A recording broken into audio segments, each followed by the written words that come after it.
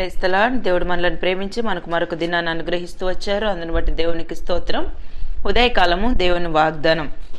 ద్వితీయోపదేశకాండము 28వ అధ్యాయము 12వ వచనం. నీవు చేయు కార్యమంతటిని ఆశీర్వదించుటకును ఆకాశమును తన మంచి ధననిధిని తెరుచును.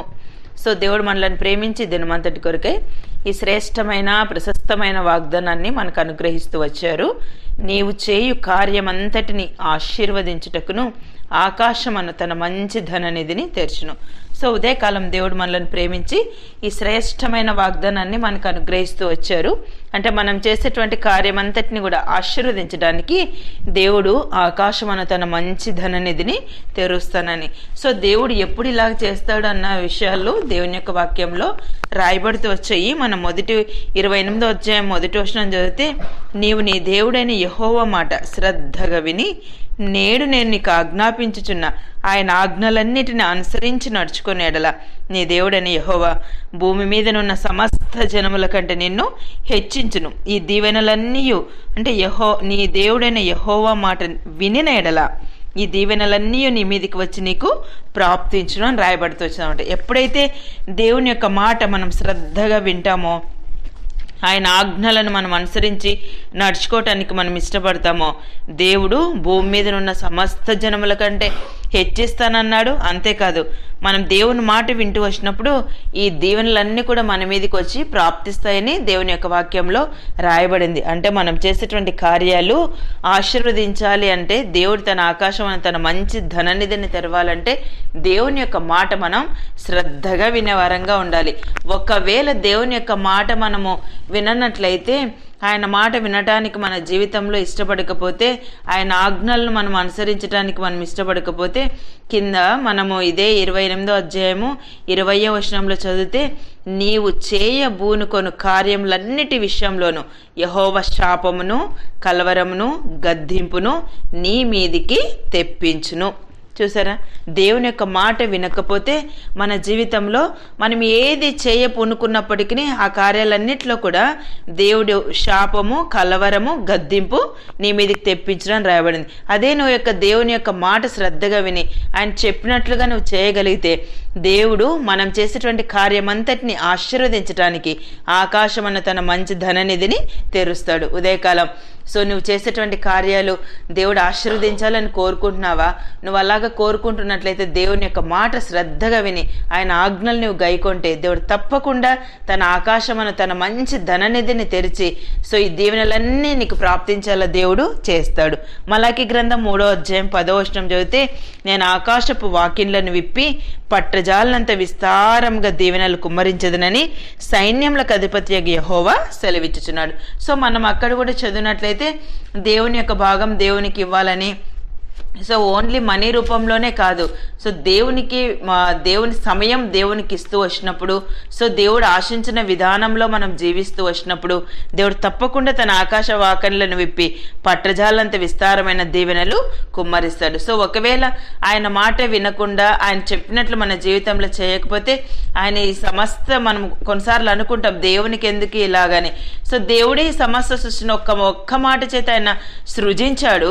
దేవుడు ఆశీర్వదిస్తేనే ఆ యొక్క ఆశీర్వాదాన్ని మనం అనుభవిస్తున్నాము. ఆయన సెలవిస్తేనే మనం భోజనం చేసి తృప్తిగా మనం ఉంటున్నాము. ఆయన ఆజ్ఞాపించినది మన జీవితంలో ఏది కూడా మనం అనుభవించలేం. ఆ సమయంలో దేవుడు సో అక్కడ దేవుని యొక్క వాక్యంలో సెలవిచ్చిన రీతిగా ఆయన ఆకాశపు వాక్యంలను విప్పి పట్టజాలనంత దీవెనలు మన జీవితంలో విస్తారంగా కుమ్మరించబడాలంటే దేవుడు చెప్పినట్లుగా చేయాలి. అప్పుడు దేవుడు చెప్పినట్లుగా చేస్తే సో మన పంటను తినివేయి పురుగులను కూడా దేవుడు గద్దిస్తానని అక్కడ కింద రాయబడుతూ వచ్చింది అనమాట. దేవుని సమయం దేవునికి ఇవ్వాలి. దేవుడు మనల్ని ఆశీర్వదించి మనకిచ్చిన భాగంలో ఆయనకిస్తూ వచ్చినప్పుడు దేవుని మనం సంతోష పెట్టేవారంగా ఉంటాం. దేవుడు ఇంకా మనకి అది తక్కువైనా కూడా ఆశీర్వాదాన్ని మరి ఎక్కువైన రీతిలో దాన్ని ఆశీర్వదించేటువంటి వారుగా ఉంటారు అనమాట. ఉదయకాలము దేవుని ద్వారా నువ్వు ఆశీర్వదింపబడాలి అంటే దేవుడు చెప్పినట్లుగా చేయటానికి మనం ఇష్టపడాలి. ఆదికాండం 27వ అధ్యాయం 28వ వచనం చదివితే, ఆకాశపు మంచును భూసారమును విస్తారమైన ధాన్యమును ద్రాక్షారసమును దేవుడు నీకు అనుగ్రహించునుగాక. సో ఈ మాటలు ఇస్సాకు యాకోబును దీవిస్తూ ఈ మాట అన్నాడు అనమాట. ఆకాశపు మంచును, భూసారమును, విస్తారమైన ధాన్యమును, ద్రాక్షారసమును దేవుడు నీకు అనుగ్రహించునుగాక. సో ఇస్సాకు ఆశీర్వదించిన రీతిగానే యాకోబు ఆశీర్వదింపబడుతూ వచ్చాడు. అనేకమైన ప్రతికూలమైన సమస్యలు, మనుషులు మోసగిస్తూ వచ్చారు. అయినప్పటికీ దేవుడు ఎక్కడ కూడా యాకోబుని మోసగించలేదు. సో తన తండ్రి యొక్క ఆశీర్వాదం, అబ్రహాము దేవునికి ఇచ్చినటువంటి ఆశీర్వాదం, అబ్రహామును బట్టి ఇస్సాకును బట్టి యాకోబు దేవుడు అద్భుతమైన విధానంలో ఆశీర్వదించినట్లుగా మనం దేవుని యొక్క వాక్యంలో చదవగలం. ఎందుకంటే దేవుడు చెప్పినట్లుగా వారి జీవితంలో చేయగలుగుతూ వచ్చారు. ఆ ఆశీర్వాదాన్ని వాళ్ళ జీవితంలో చూస్తూ వచ్చారు, అనుభవిస్తూ వచ్చారు. సో ఇప్పుడు ప్రజెంట్ మనం కూడా ఆ తరమును గురించి చెప్పుకుంటా ఉన్నాం. ఉదయకాలం దేవుని వాక్యం మనం చదువుతూ ఉన్నాం. దాన్ని మన జీవితానికి అన్వయించుకోకపోతే, దేవుడు చెప్పినట్లు మనం చేయకపోతే, సో దేవుడు ఆకాశమున తన మంచి ధననిధిని మన జీవితంలో తెరవడేమో. అందుకే ఉదయకాలం దేవుడు జ్ఞాపకం చేస్తున్నాడు, నీవు చేయి కార్యమంతటిని ఆశీర్వదించుటకును ఆకాశమున తన మంచి ధననిధిని తెరుచును.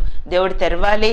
మనం చేసేటువంటి కార్యాలు ఆశీర్వదించాలంటే దేవుని యొక్క మాట శ్రద్ధగా విని ఆయన ఆజ్ఞలు మనం అనుసరిస్తూ వచ్చినప్పుడు దేవుడు తప్పకుండా మనల్ని ఆశీర్వదిస్తాడు. మనము ఆశించిన దానికంటే అధికమైన ఆశీర్వాదాన్ని దేవుడు మనకు అనుగ్రహిస్తాడు. ఉదయకాలం నీకున్న పరిస్థితులను బట్టి ఆశీర్వాదం లేదని బాధపడుతున్నావా? దేవుని యొద్దకు రా. దేవుడు ఖచ్చితంగా ఆశీర్వదిస్తాడు. ఆయన ఆశీర్వదించే దేవుడు. ఆయన నిత్యము మనల్ని ఆశీర్వదించే దేవుడు. యెహోవా ఆశీర్వాదం ఐశ్వర్యం ఇచ్చును అని రాయబడుతూ వచ్చింది. సో దేవుడు ఆశీర్వదిస్తే మన కుటుంబం నిత్యము ఆశీర్వదింపబడుతుంది. ఆయన మనల్ని మర్చిపోయే దేవుడు కాదనమాట. ఉదయకాలం సో నువ్వు ఎలాంటి పరిస్థితుల్లో ఉన్నా దేవుని దగ్గరికి రా. దేవుడు గొప్పవైన ఆశీర్వాదాలు నీకు అనుగ్రహించి నిన్ను ఆశీర్వదిస్తాడు. ఉదయకాలం దేవుడు మనకు అనుగ్రహించిన ప్రశస్తమైన వాగ్దానం మన జీవితానికి అన్వయించుకొని ముందు కొనసాగినట్లు ప్రభు మనందరికీ సహాయం చేయను గాక. ప్రార్థన చేసుకుందాం. ప్రియమైన తండ్రి, మీకు వందనాలు యేసయ్య.